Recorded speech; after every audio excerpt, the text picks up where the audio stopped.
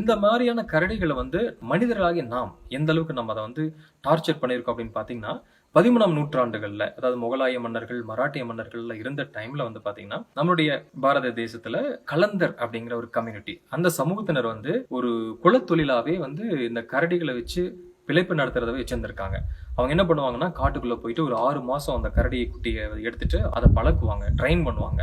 Train பண்ணிட்டு என்ன பண்ணுவாங்க, இன்னும் கொடுமையான விஷயம் என்னன்னு பாத்தீங்கன்னா, ஒரு 1 இயர் ஆகிற போது அந்த பல்ல எல்லாம் அந்த இரும்பு ராட்ல அடிச்சு எடுத்துருவாங்க, இவங்களை கடிக்க கூடாது அப்படிங்கறதுக்காக.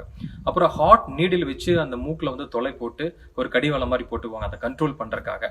அதுக்கப்புறம் அந்த மலட்டுத்தன்மை ஏற்படுறதுக்காக வந்து அதுக்கு மயக்க மருந்து எதுவுமே கொடுக்காம அந்த விஷயத்த வந்து செய்வாங்க. ஸோ ரொம்ப டார்ச்சர் பண்ணி தான் வந்து அந்த கரடிகளை வந்து தங்களோட வச்சிருந்திருப்பாங்க. சில நேரத்துல இந்த கரடிகளுக்கு வந்து இந்த கண்ணில் வந்து டிசீஸ் ஏற்பட்டு சில சில நேரங்களில் வந்து கரடிகள் வந்து பார்வை கூட இழந்திருக்கு. இருந்தாலுமே கூட வந்து அந்த ஸ்ட்ரீட்ல வந்து அதை டான்ஸ் ஆட வைக்கிறது, அது மூலியமா வரக்கூடிய காசுகள்லாம் வந்து தங்களுடைய பிழைப்புக்காக வச்சுட்டு இருந்திருக்காங்க. இது ரொம்ப ஒரு மோசமான ஒரு சுச்சுவேஷன். இது எப்படி மாறிச்சு அப்படின்னு பாத்தீங்கன்னா, நம்முடைய பாரத பிரதமர் வந்து இந்திரா காந்தி அம்மையார் வந்து 1972ல ஒரு வன உயிரின பாதுகாப்பு சட்டம் அப்படிங்கிற ஒரு சட்டத்தை கொடுக்குறாங்க.